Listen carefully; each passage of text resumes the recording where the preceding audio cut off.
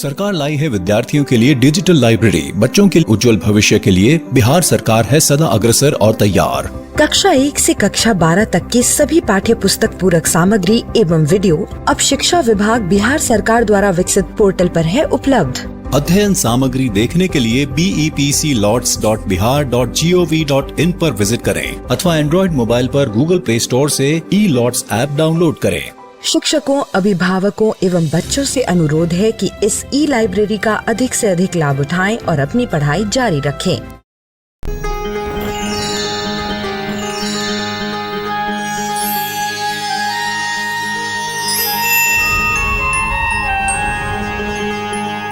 मिलकर नई दुनिया, मिलकर बनाए हम नई दुनिया, मिलकर जीत ले हम सारी दुनिया। बीच हमें आज बोने दो, रोज उसे थोड़ा बढ़ने दो, छू लेंगे आकाश हम, मन के विचार हकीकत बने, सिद्धि फल से आनंद देंगे, कोशिश कर बढ़े, सोच बुलंद करे।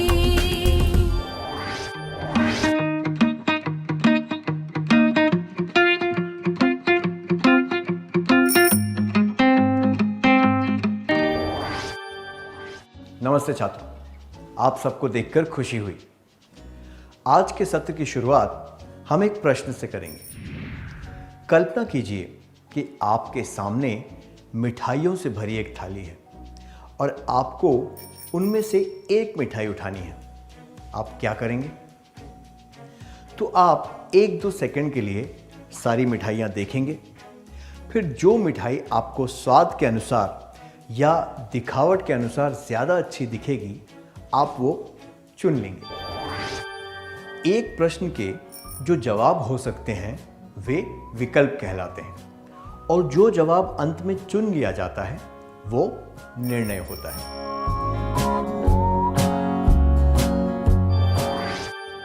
प्रत्येक व्यक्ति के पास निर्णय लेने के लिए कई विकल्प होते हैं। आइए इस सत्र में इसके बारे में और जानते हैं। अब आपको स्क्रीन पर कुछ प्रश्न दिखेंगे और आपको उनके जवाब देने हैं।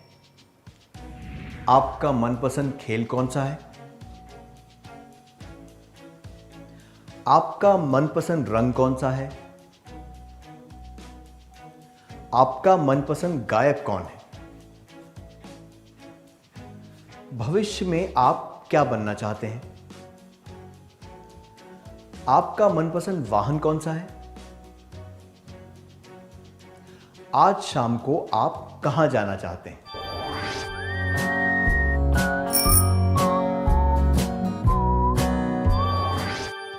इन प्रश्नों के जवाब देने के लिए आपके पास कई विकल्प थे। इस वजह से आपको कई बार सोचना पड़ा कि कौन सा जवाब चुना जाए, है ना?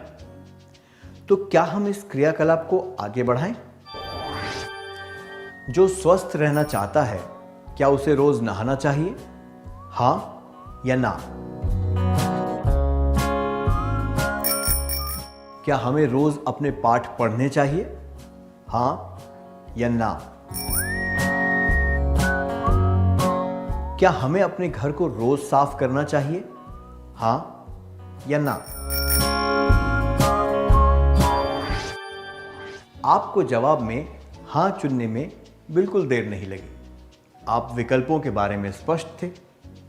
अगर ये प्रश्न होता कि आपको ये काम कब करने हैं, तो इसके कई विकल्प हो सकते थे। फिर भी आप ज़्यादा सोचे बिना ये निर्णय जल्दी ले सकते थे। चलिए क्रियाकलाप को आगे बढ़ाते हैं। क्या हम बुरी आदतों के साथ रह सकते हैं? हाँ या ना? अगर हम दूसरों पर धौंस जमाएं तो क्या ये ठीक होगा? हाँ या ना? क्या दूसरों के साथ बेईमानी करना ठीक होता है? हाँ या ना? इन प्रश्नों के लिए ना जवाब देने में आपको कोई परेशानी नहीं हुई, क्योंकि विकल्प स्पष्ट थे। ये प्रश्न हमारे सिद्धांतों और नीतियों पर आधारित थे, इसलिए हम जल्दी से निर्णय ले पाए। अब फिर से क्रियाकलाप करते हैं। क्या हमें मातृभाषा के अलावा कोई और भाषा सीखनी चाहिए? हाँ या ना? क्या सबको कुछ शौक होना चाहिए? हाँ या ना? क्या सबको अपनी परिस्थिति के हिसाब से दान करना चाहिए? हाँ या ना? क्या सबका एक विश्वसनीय मित्र होना चाहिए? हाँ या ना? प्रत्येक व्यक्ति अपनी व्यक्तिगत धारणाओं के आधार पर इनका जवाब देता है। इन प्रश्नों के जवाब देते समय कोई परेशानी नहीं होती, क्योंकि जवाब स्पष्ट होते हैं। हमने इससे क्या सीखा? जब विकल्प स्पष्ट होते हैं तो निर्णय लेना आसान होता है। अब एक और क्रियाकलाप करेंगे। जब आपने कोई नया शौक या नया हुनर सीखने के बारे में सोचा या किसी की मदद करने के बारे में सोचा, तब आपके पास कई विकल्प रहे होंगे। तब आपने निर्णय कैसे लिया?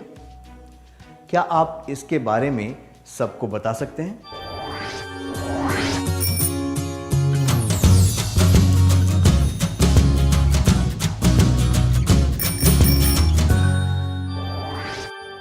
धन्यवाद। आइए एक परिस्थिति देखते हैं। अगले दिन होने वाली खेलकूद प्रतियोगिता में कविता दौड़ की 2 स्पर्धाओं में भाग लेने वाली थी। प्रतियोगिता में वो चुस्त रहे, इसके लिए उसने तय किया कि वो जल्दी सो जाएगी। वो सोने जा ही रही थी कि पड़ोस में रहने वाली उसकी सहेली देवी आ गई। देवी ने उसे बताया कि वो उस फिल्म की डीवीडी लाई है जो कविता को देखनी थी। देवी को अगले दिन वो डीवीडी लौटानी थी। अगर आप कविता की जगह होते तो आप क्या करते? 1. देवी के साथ वो फिल्म देखते। 2. अगले दिन आपको प्रतियोगिता में जाना है, इसलिए उसे मना कर देते। 3. देवी को मना कर देते और बिस्तर में लेटे हुए अपने निर्णय के बारे में सोचकर दुखी होते। अगर कविता खुद को चुस्त दुरुस्त रखना चाहती है तो उसे प्रतियोगिता से पहले अच्छी तरह आराम करना होगा। देवी को सही कारण बताते हुए उसे वो फिल्म नहीं देखनी चाहिए।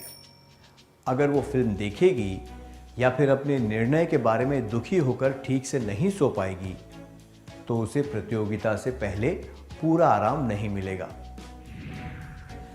हमने इससे क्या सीखा? निर्णय लेने के लिए हमें अपनी ज़रूरत और उद्देश्य के बारे में पूरी तरह स्पष्ट होना चाहिए। मैं दोहराता हूं, निर्णय लेने के लिए हमें अपनी ज़रूरत और उद्देश्य के बारे में पूरी तरह स्पष्ट होना चाहिए। अगर हम अपनी ज़रूरत या उद्देश्य के बारे में स्पष्ट नहीं होंगे तो क्या होगा? आइए एक परिस्थिति के द्वारा ये जानने की कोशिश करते हैं। कमल की बड़ी इच्छा थी कि वो समाज के लिए कुछ करे। जब वो बैठे बैठे इस बारे में सपने देख रहा था, तब उसे ये ख्याल आया कि वो अपने आस पड़ोस में पेड़ पौधे उगा सकता है। पर वो सोचने लगा कि ये उपयोगी होगा या नहीं। उसने अपनी बहन मीना के साथ चर्चा की। आइए उनकी बातचीत सुनते हैं। क्या हम अपने आस पड़ोस में पेड़ पौधे लगाएं? क्यों? बारिश के लिए। बारिश क्यों होनी चाहिए? क्योंकि हमें पानी की जरूरत है। हमें पानी क्यों चाहिए? फसल उगाने के लिए और पीने के लिए। हमें फसल क्यों चाहिए?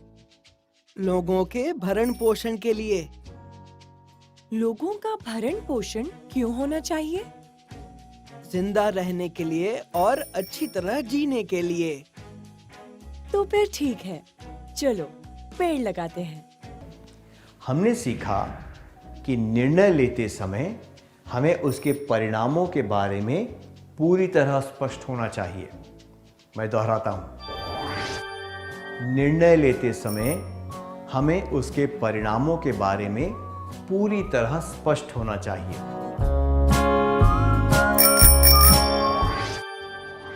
अगर हम परिणामों के बारे में स्पष्ट ना हों तो हमें खुद से ये बार बार पूछना चाहिए कि हम वो निर्णय क्यों लेना चाहते हैं।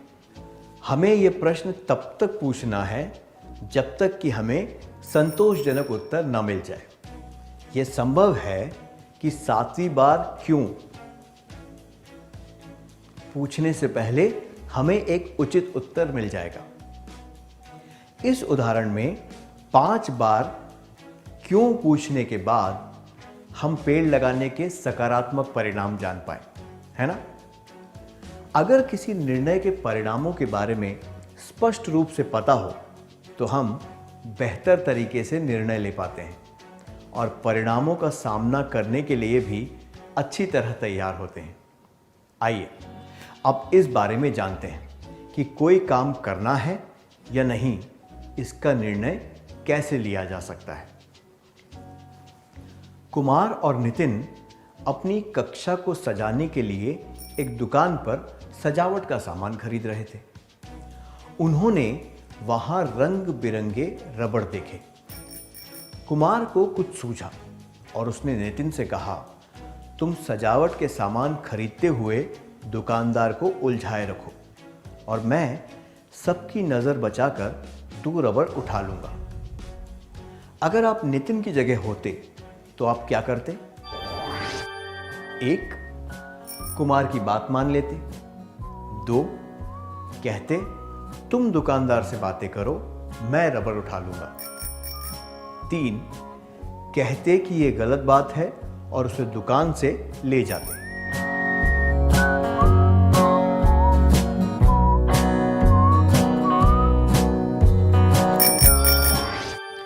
कुमार की बात मानना भी चोरी करने जितना बुरा काम है, क्योंकि आप एक गलत काम में साथ दे रहे हैं। ऐसा कहना कि तुम दुकानदार से बातें करो, मैं रबड़ उठा लूंगा, यह तो चोरी करना ही होता है। इसलिए ये बेहतर होगा कि आप उसे कहें कि ये काम गलत है और उसे दुकान से दूर ले जाएं, है ना? आप ऐसा क्यों करेंगे? आप ऐसा करेंगे क्योंकि आपने ये निर्णय लिया था कि आप चोरी नहीं करेंगे और ऐसे काम में कुमार का साथ भी नहीं देंगे। आपने अपने जीवन के सिद्धांतों के आधार पर यह निर्णय लिया। दूसरे शब्दों में कहें तो आप स्पष्ट हैं कि अगर कोई काम आपके सिद्धांतों के विरुद्ध है तो आप वो काम नहीं करेंगे। अब एक और परिस्थिति लेते हैं। जब चित्रा स्कूल जाने के लिए तैयार हो रही थी, तब उसकी मां ने उसे कहा कि वो स्कूल से जल्दी आ जाए। वो अपने भाई से मिलने जा रही थी और उसे साथ ले जाना चाहती थी। चित्रा मान गई, पर अचानक गणित की एक विशेष क्लास घोषित हुई। उसे लगा कि वो अपने मामा से और किसी दिन मिल लेगी, इसलिए उसने ये निर्णय लिया कि वो विशेष क्लास के लिए शाम को जाएगी। आपको क्या लगता है, उसने ये निर्णय क्यों लिया? चित्रा के पास 2 विकल्प थे, क्लास के लिए रुकना या मामा से मिलने जाना। उसने क्लास में जाने का निर्णय लिया और अपनी प्राथमिकताओं को ध्यान में रखते हुए मामा से मिलना टाल दिया।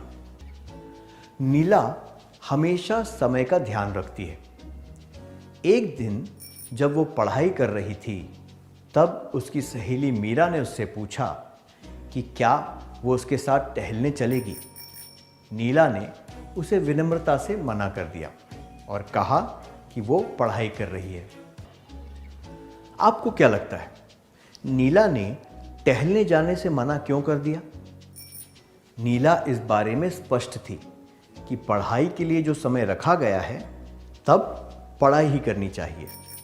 उसका निर्णय इस नीति पर आधारित था, इसलिए उसने मीरा को मना कर दिया। इन 3 परिस्थितियों से हमने क्या सीखा? जब हमारे निर्णय सिद्धांतों, नीतियों और प्राथमिकताओं पर आधारित होते हैं, तब हम अपने व्यवहार को नियंत्रण में करना सीख लेते हैं। क्या अब हम इस सत्र का सार संक्षेप कर लें?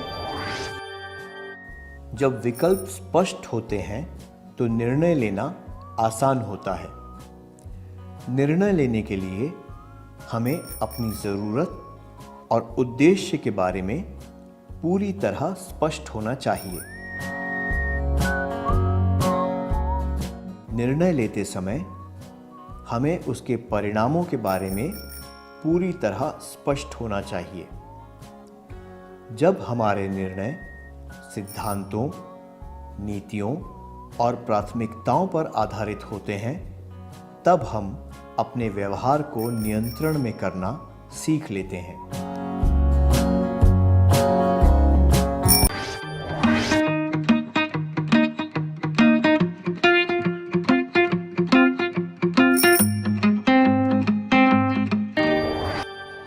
क्या हम हमेशा अपने निर्णय एक ही तरीके से लेते हैं? बिल्कुल नहीं। कभी कभी हमारे निर्णय समझदारी वाले होते हैं और हम फटाफट निर्णय ले लेते हैं, पर कई बार हम ठीक से सोच समझकर आराम से निर्णय लेते हैं। आइए इसके बारे में जानने के लिए कुछ परिस्थितियां देखते हैं। बहुत गर्मी थी और माधवी एक सड़क से गुजर रही थी। उसने देखा कि उसके आगे चल रही एक औरत अचानक बेहोश होकर गिर गई। माधवी उसकी मदद करने के लिए दौड़ी। उस जगह और भी लोग पहुंच गए। सब लोग अनुमान लगाते हुए बातें करने लगे कि वो क्यों बेहोश हुई होगी। माधवी ने उसकी नब्ज महसूस की और उसके बाद पास की एक दुकान से आपातकालीन सेवाओं के लिए 108 नंबर पर फोन किया। उसने एक बोतल पानी खरीदा और उस औरत के चेहरे पर छिड़का। कुछ देर में उसे होश आया और वो उठकर बैठ गई। फिर जब एम्बुलेंस आई तब माधवी ने उस औरत को उस गाड़ी में बैठाकर उसे डॉक्टर के पास जांच के लिए भेज दिया। माधवी के निर्णय के बारे में आपको क्या लगता है? वो कैसे लिया गया था? 1. झटपट लिया गया था। 2. सामान्य रूप से या बेरुखी से लिया गया था। 3. देर से लिया गया था।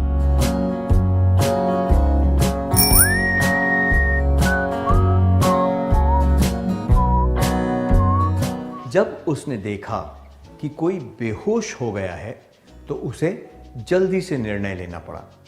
पहले तो वह परिस्थिति उसके काबू से बाहर थी और उसके पास समय बहुत कम था। उस औरत के आसपास और कोई नहीं था। दूर खड़ा कोई व्यक्ति शायद उसकी मदद न करता, इसलिए माधवी ने खुद पर सारी जिम्मेदारी ले ली और समय की कमी को देखते हुए फटाफट निर्णय लिया। हमने इससे क्या सीखा? आपातकालीन परिस्थितियों में हम तुरंत मतलब कि अविलंब निर्णय लेते हैं। मैं दोहराता हूं, आपातकालीन परिस्थितियों में हम तुरंत मतलब अविलंब निर्णय लेते हैं। जब हम जल्दी से कोई निर्णय लेते हैं यानी कि अविलंब निर्णय, तब हमें वे गुण दर्शाने चाहिए जो माधवी में है। माधवी ने अपनी सूझबूझ से एक बेहोश महिला की समय पर मदद की। तो वे गुण कौन से हैं? आइए कुछ पहेलियां हल करके इन गुणों के बारे में जानते हैं। आपको स्क्रीन पर कुछ वाक्यांश दिखाए जाएंगे जिनके अक्षरों का क्रम उल्टा पुल्टा है। आपको इन्हें सही क्रम में लगाकर वाक्यांश बनाने हैं। आप तैयार हैं? सतर्कता,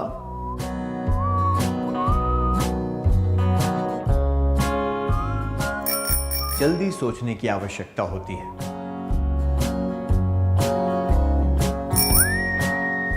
साहस,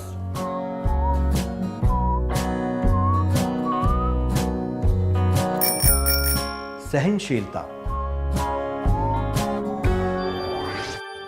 जिन्होंने पहेली को हल करके गुणों को पहचान लिया, उन्हें बधाई हो। अविलंब निर्णय लेने के लिए हमें सतर्कता, साहस, सहनशीलता और जल्दी सोचने की आवश्यकता होती है। आइए अब एक और क्रियाकलाप करेंगे। क्या आपने कभी कोई इस तरह का अविलंब निर्णय लिया है या फिर किसी और व्यक्ति को ऐसा निर्णय लेते हुए देखा है? अब एक और परिस्थिति देखिए। आशा जिला कलेक्टर बनना चाहती है। 9वीं में पढ़ते समय उसने अपना लक्ष्य बना लिया था कि वो IAS की परीक्षा पास करेगी। इसकी तैयारी के लिए उसने रोज 2 घंटे बिताने का फैसला किया। क्या आशा को अभी से रोज 2 घंटे इस परीक्षा के लिए रखना जरूरी है, जबकि ये लक्ष्य तो कई वर्षों बाद भी प्राप्त किया जा सकता है? आशा अपने लक्ष्य के बारे में स्पष्ट है। उसे अपनी कार्य योजना भी स्पष्ट रूप से पता है। इसलिए उसने अपने लक्ष्य के लिए काम करना शुरू कर दिया। यह निर्णय उसके जीवन के उद्देश्य से संबंधित है, इसलिए ये उसके लिए महत्वपूर्ण है। जिन निर्णयों का महत्व बहुत ज्यादा होता है, उन्हें महत्वपूर्ण निर्णय कहा जाता है। महत्वपूर्ण निर्णय वे होते हैं जिनके परिणाम बहुत महत्व रखते हैं। मैं दोहराता हूं, महत्वपूर्ण निर्णय वे होते हैं जिनके परिणाम बहुत महत्व रखते हैं। अब एक क्रियाकलाप करते हैं। स्क्रीन पर गुणों से संबंधित कुछ शब्द और वाक्यांश दिखाए जाएंगे। आपको वे गुण चुनने हैं जो महत्वपूर्ण निर्णय लेने के लिए जरूरी होते हैं। ठीक है? कड़ी मेहनत, अवास्तविक सपने, अच्छी योजना बनाना, दूर की सोच, अनुशासन न रखना, लक्ष्य पर ध्यान देना। महत्वपूर्ण निर्णय लेने के लिए हमें ये चाहिए: कड़ी मेहनत, अच्छी योजना बनाना, दूर की सोच और लक्ष्य पर ध्यान।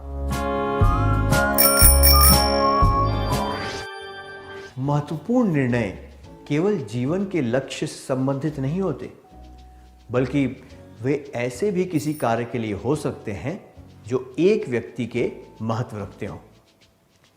किसी प्रतियोगिता में भाग लेने के निर्णय या परीक्षा की तैयारी के निर्णय के लिए भी इन्हीं गुणों की जरूरत होती है। अब एक प्रश्न है, क्या ऐसा हो सकता है कि कोई महत्वपूर्ण निर्णय अविलंब भी हो? हमेशा ऐसा नहीं होता, पर यह परिस्थिति पर निर्भर करता है। उदाहरण के लिए, उस बेहोश महिला की मदद करने के लिए माधवी का निर्णय अविलंब तो था ही, साथ में वो महत्वपूर्ण भी था। अगर निर्णय लेने में देर हो जाती तो उस महिला की हालत बिगड़ सकती थी। ऐसे निर्णय अविलंब और महत्वपूर्ण होते हैं। महत्वपूर्ण निर्णय, अविलंब निर्णय, बेहोश महिला की मदद करने के लिए माधवी का निर्णय।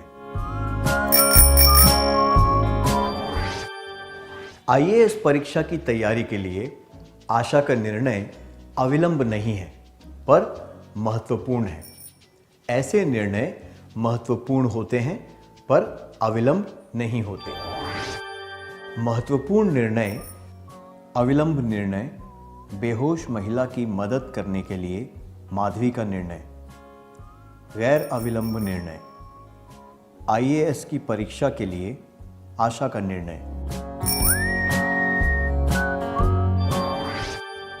अब एक और परिस्थिति है। किशोर की मां ने उसे जल्दी से कुछ राशन का सामान लाने को कहा है।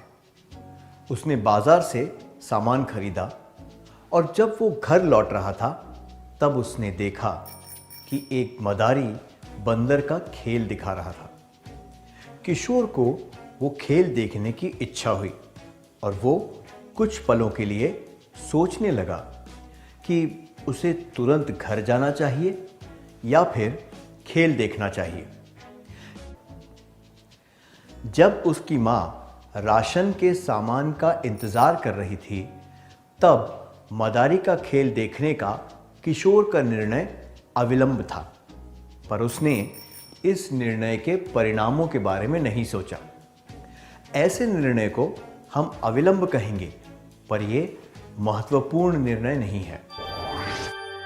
महत्वपूर्ण निर्णय महत्वपूर्ण नहीं है। अविलंब निर्णय, गैर अविलंब निर्णय, बेहोश महिला की मदद करने के लिए माधवी का निर्णय, अपनी मां को इंतजार करवाते हुए किशोर मदारी का खेल देख रहा है, आईएएस की परीक्षा के लिए आशा का निर्णय। अब हम वाणी की परिस्थिति देखते हैं। वाणी की चचेरी बहन की शादी 8 महीनों के बाद है और उसने तय कर लिया है कि वो शादी में कौन से कपड़े पहनेगी। ये ऐसे निर्णय का उदाहरण है जो अविलंब नहीं है और महत्वपूर्ण भी नहीं है। महत्वपूर्ण निर्णय महत्वपूर्ण नहीं है। अविलंब निर्णय, गैर अविलंब निर्णय, बेहोश महिला की मदद करने के लिए माधवी का निर्णय, अपनी मां को इंतजार करवाते हुए किशोर मदारी का खेल देख रहा है, आईएएस की परीक्षा के लिए आशा का निर्णय। 8 महीनों बाद होने वाली शादी के लिए वाणी ने कपड़े चुन लिए हैं। इन परिस्थितियों से हमने क्या सीखा? निर्णय के परिणामों के आधार पर हम उन्हें महत्वपूर्ण या गैर महत्वपूर्ण वर्गों में डाल सकते हैं और कितने समय में निर्णय लेना है इसके आधार पर हम उन्हें अविलंब या गैर अविलंब वर्गों में डाल सकते हैं। इन वर्गों के बारे में जानने से क्या फायदा होता है? महत्वपूर्ण निर्णय लेते समय जल्दबाजी नहीं करनी चाहिए। परिस्थितियों की वजह से ऐसा हो सकता है कि हमें महत्वपूर्ण निर्णय जल्दी लेने पड़े। ऐसे मौकों पर यह बेहतर होगा कि हम ठंडे दिमाग से उसके परिणामों के बारे में सोच लें।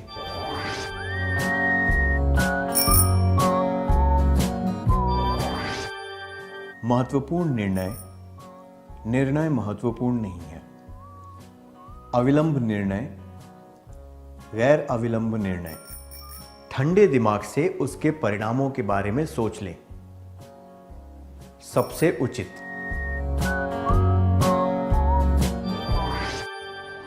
संक्षिप्त में कहें तो प्रत्येक निर्णय के कई विकल्प होते हैं। यह हमारे हाथ में है कि हम सही विकल्प चुनकर उसके अनुसार निर्णय लें। हम ये आशा करते हैं कि आप सब सही तरीके से सही निर्णय लेंगे और अपने जीवन में सफल होंगे। क्या हम अब तक सीखी बातों का सार संक्षेप कर लें? अविलंब निर्णय वे होते हैं जो हम बहुत कम समय में या फिर आपातकालीन परिस्थितियों में लेते हैं। महत्वपूर्ण निर्णय वे होते हैं जिनके परिणाम बहुत महत्व रखते हैं। इतनी अच्छी तरह सार संक्षेप करने के लिए धन्यवाद।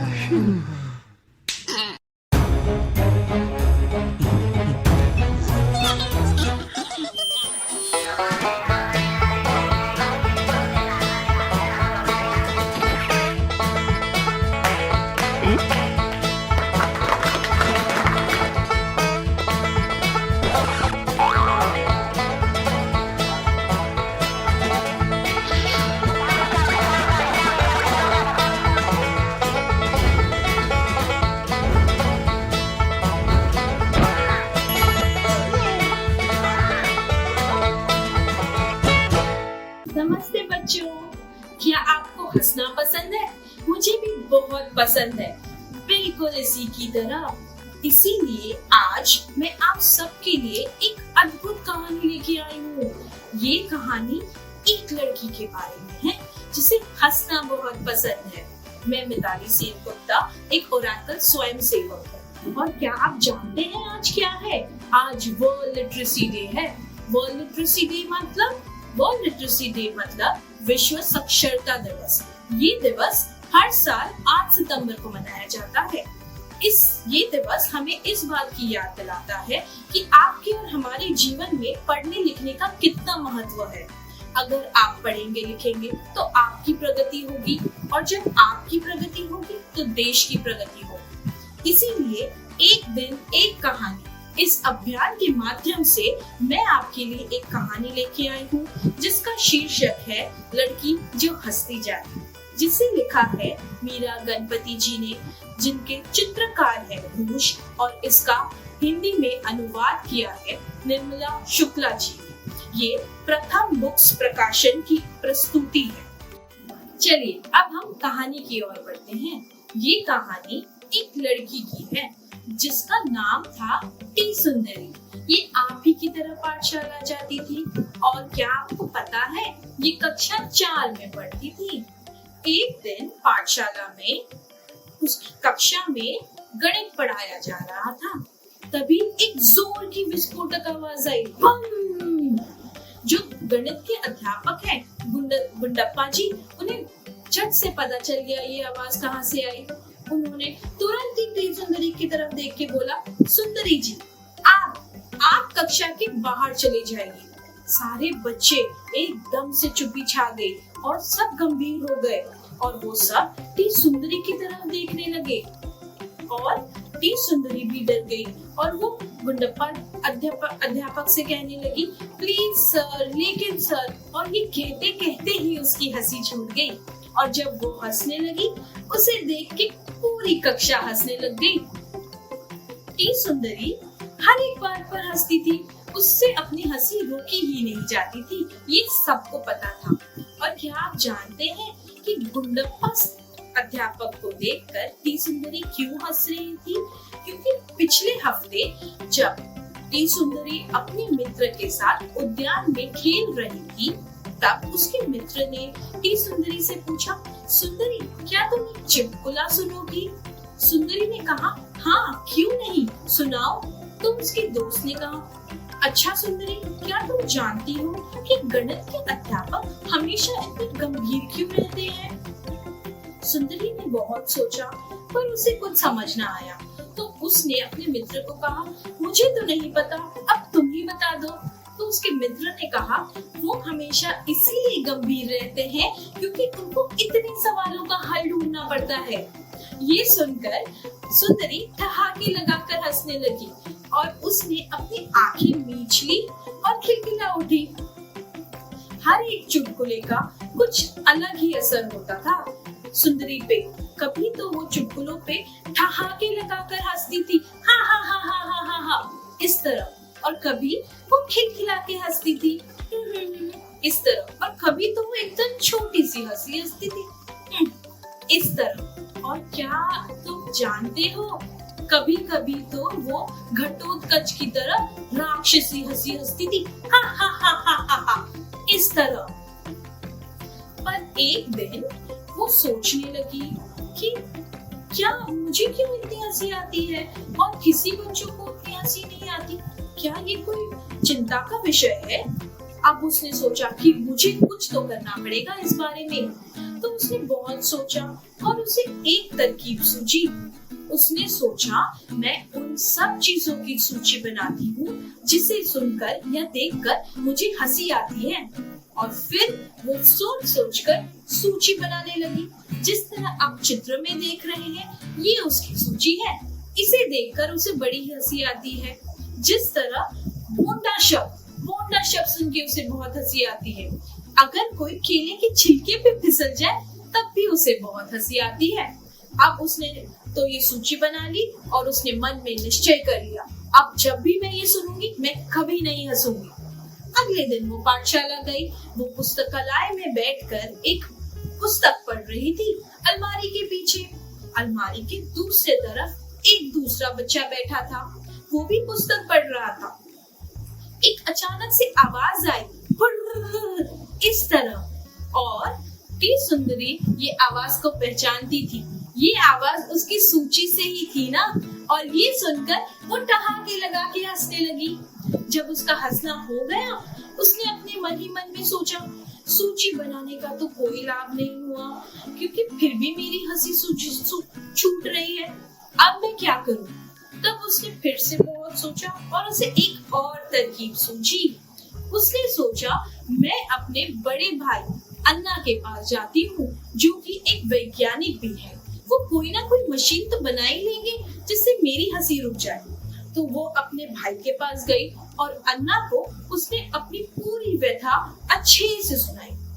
अन्ना, जो अधिकतर हमेशा गंभीर ही रहते हैं, उन्होंने उसकी व्यथा सुनी और उसके बाद वो भी हंसने लगे, जिसे देखकर सुंदरी ने सोचा कि ओ, क्या ये हमारे खानदानी समस्या है कि हम सबको इतनी हंसी आती है और किसी और को नहीं आती? हाँ, ये जरूर हमारी खानदानी समस्या होगी। तो उस पर अन्ना जी बोले, अरे सुंदरी, ऐसी कोई बात नहीं है। अगर कोई चीज हमें मजाकिया लगे, उस पर हंसना तो बड़ा ही स्वाभाविक है। हर कोई हंसता है, कोई ज्यादा हंसता है, कोई कम हंसता है, इसमें कुछ भी गलत बात नहीं है। सच्ची? ऐसे कहा टी सुंदरी ने, क्योंकि आज तक तो सब उसे यही कहते थे, ओहो सुंदरी, तुम तो कितना हंसती हो। इस पर अन्ना जी बोले, हाँ बिल्कुल, इसमें कोई गलत बात नहीं है, बल्कि सुंदरी, तुम जब हंसती हो तुम्हारी सेहत बनती है, क्योंकि हंसने से कोई रसायन होता है जो हमारे खून में जाकर जुड़ जाता है और उससे हमें खुशी का एहसास होता है। ये सोचकर सुंदरी सोच में पड़ गई। तभी उन्होंने, अन्ना जी ने उसे ये भी बताया, अरे सुंदरी, क्या तुम जानती हो, जो हमारे पूर्वज थे, यानी आदि मानव, जब उनके पास कोई भाषा भी नहीं थी एक दूसरे से बात करने के लिए, तब भी वो लोग हंसते थे और हंस के एक दूसरे को बताते थे, यहाँ तो सब कुशल मंगल है, आप भी ठीक ही होंगे। ये सुनकर टी सुंदरी अपनी कल्पनाओं में चली गई। वो सोचने लगी, लंबी दाढ़ी और गदा लिए हुए आदि मानव हंसते हुए कैसे लगेंगे, और फिर से उसकी हंसी छूट गई। और उसके बाद अन्ना जी ने उसे कहा, आदि मानव ही क्यों, आज के जमाने में भी जब हम किसी को पसंद करते हैं या हमें उन्हें कहना होता है कि यहाँ तो सब ठीक है, मैं अच्छा हूँ, तो ये सब तो हम हंस के ही कहते हैं ना। और सिर्फ इंसान ही नहीं, दूसरी प्रजातियों के जीव भी हंसते हैं, जैसे मछलियाँ, डॉल्फिन्स, बंदर, कुत्ता भी हंसता है सुंदरी। ये सुनकर सुंदरी फिर से हंसने लगी। वो अपने पालतू कुत्ते को हंसता हुआ देखकर एक सोच में चली गई और ठहाके लगाकर हंसने लगी। आखिरकार जब उसका हंसना खत्म हुआ, तब अन्ना जी ने सुंदरी को बोला, अरे सुंदरी, क्या तुम जानती हो, तुमने अभी अभी कसरत की है? सुंदरी ने कहा, कसरत कैसे, मैं तो हंस रही थी ना। तो अन्ना जी ने कहा, हाँ सुंदरी, जब तुम हंसती हो तो तुम्हारे गालों की कसरत होती है, उनके हड्डियों पे जो मांसपेशियां होती हैं, उनकी कसरत होती है। तब सुंदरी बोली, अरे वाह, तो मेरे गालों पर डोले बन जाएंगे।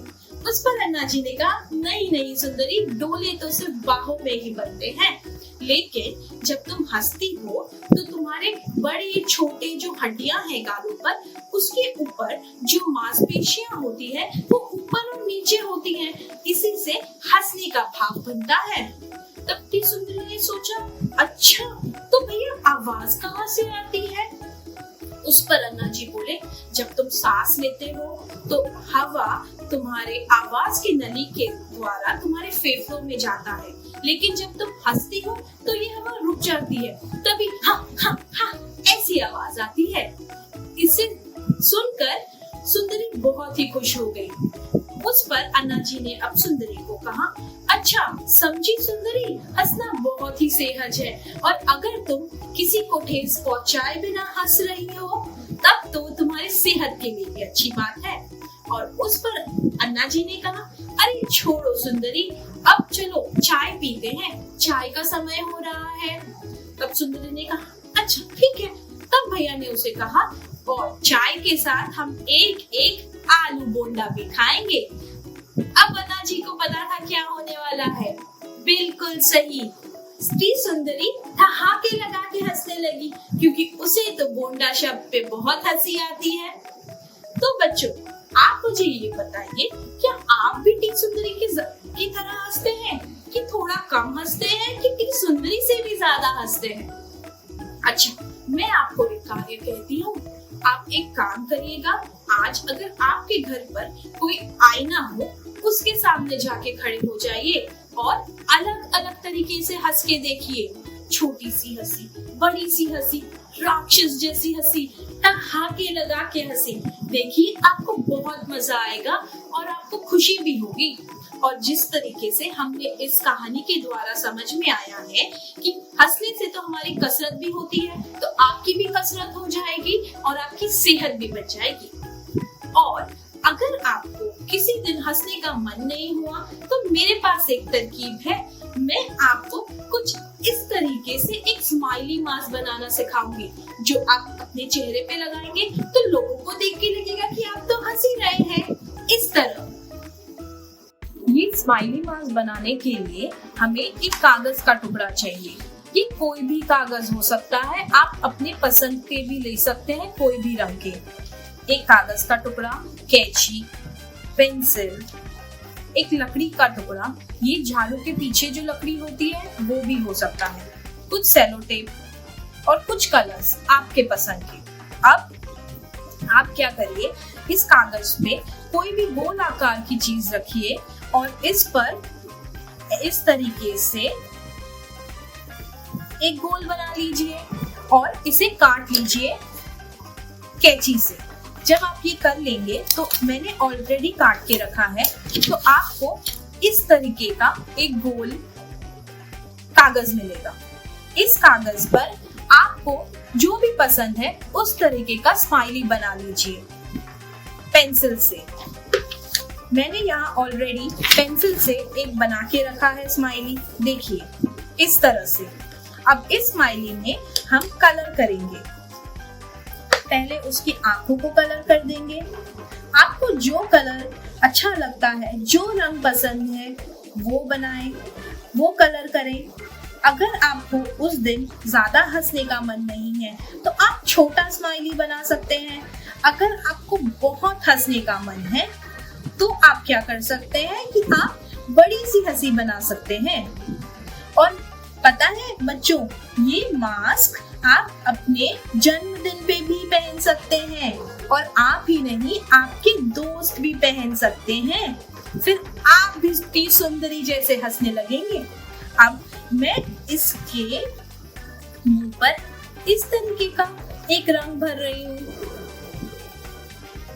आपको जो पसंद है आप करिए, आपका मास्क उससे और सुंदर ही लगेगा। इस तरीके से आप मास्क में रंग भर दीजिए।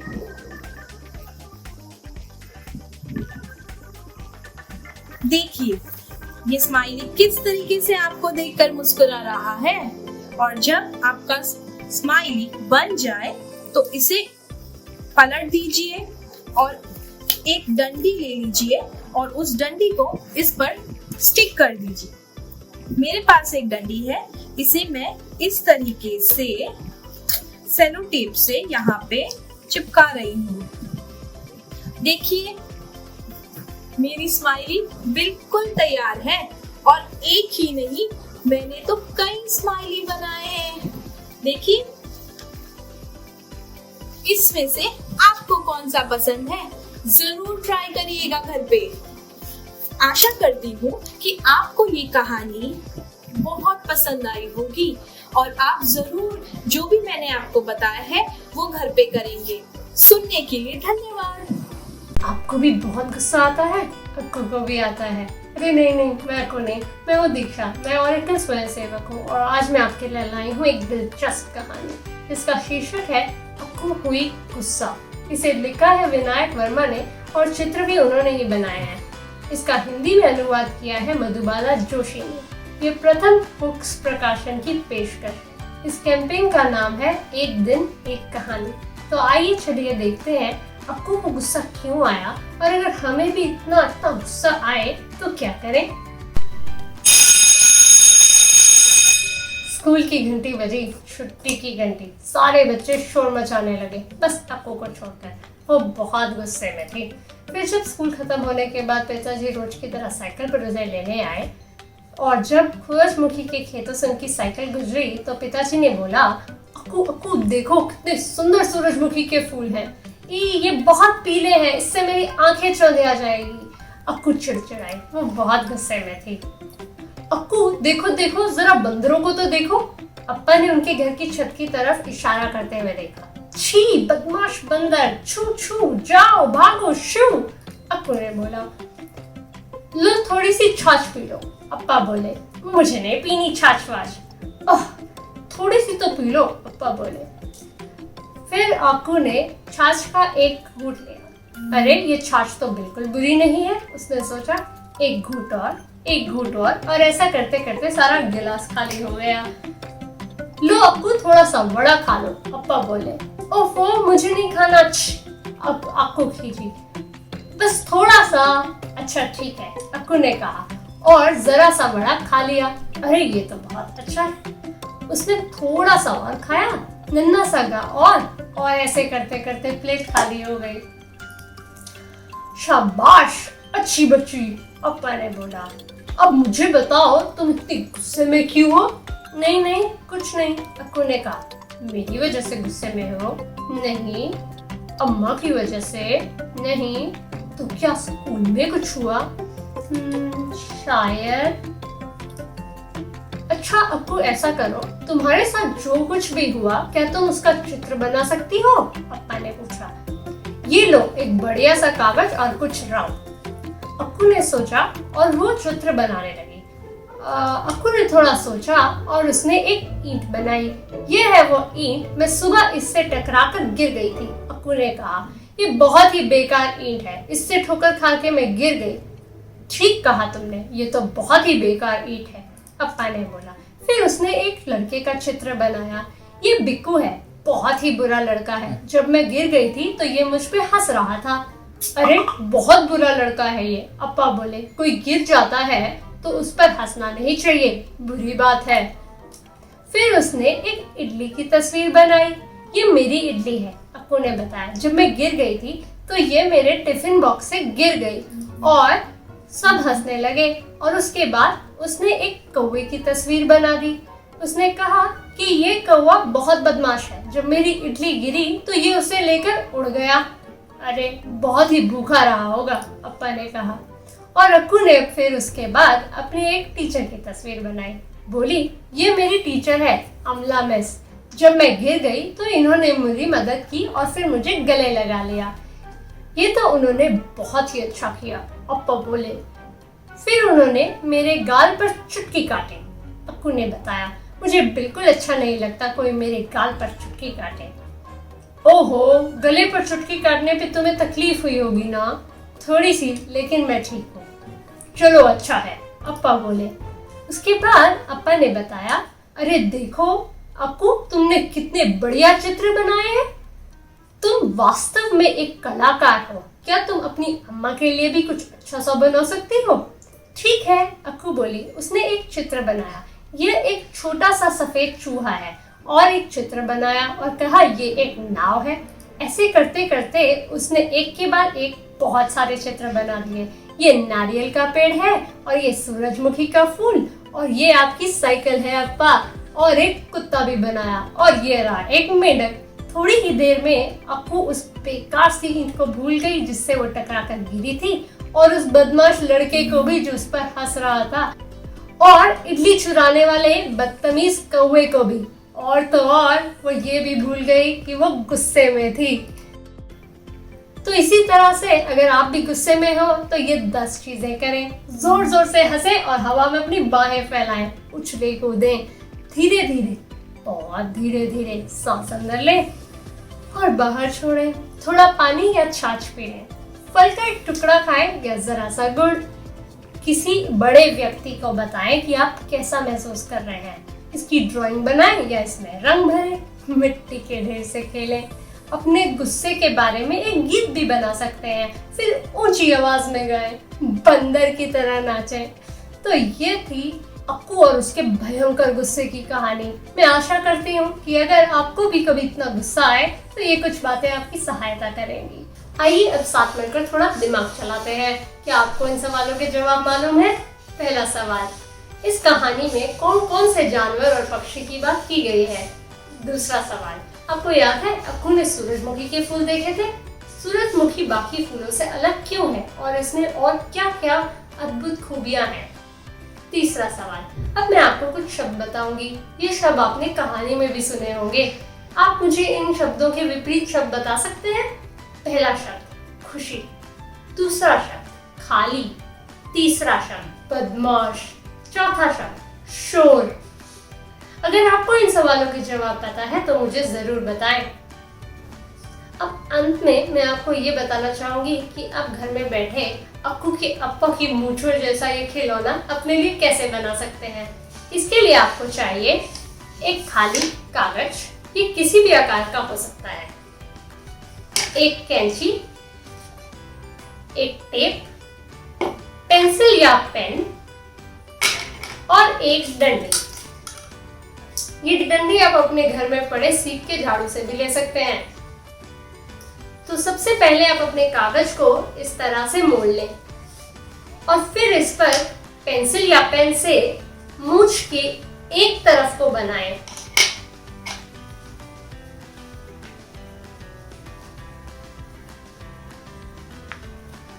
अब इसे दोनों कागज को इकट्ठे काट लें। काटने के बाद ये कुछ इस तरीके का दिखेगा और अगर आप इसे खोलेंगे तो ये दोनों तरफ की मूंछ बन जाएगी। आप अपने कागज को काले रंग से रंग सकते हैं। मेरे पास पहले से ही काला कागज पड़ा था। इसे लें और अपनी डंडी को लें। इसे इस मूंछ के टुकड़े को इस डंडी पर यहाँ पर ऐसे टेप के एक टुकड़े से चिपका दें। जब ये इस डंडी से चिपक जाएगा और तो आप इसे ऐसे पकड़कर खेल सकते हैं और ले आपका खिलौना तैयार है। मुझे सुनने के लिए धन्यवाद। फिर मिलते हैं।